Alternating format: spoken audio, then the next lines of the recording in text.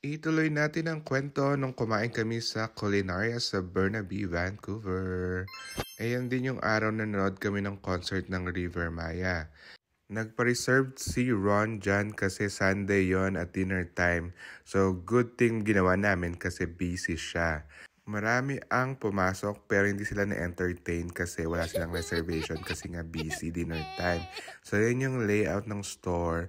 Medyo pahaba lang siya, kaya konti lang yung tables and chairs. So, nag-order kami ng tokot baboy at tenga ng baboy na napakasarap. Nabibigyan ko ng 10 out of 10. Na-enjoy namin yung appetizer. At marami siya, in fairness. Order ka ng kanin, laban na yan eh. Maganda yung presentation. At masarap talaga siya. Nag-compliment pa dun sa sausawan. Yum!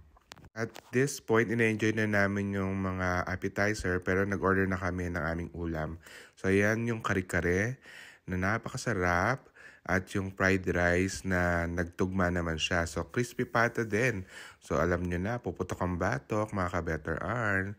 At dahil sa sarap ng kinain namin dyan na hindi ko na natapos yung video pero bibigyan ko to ng 10 out of 10.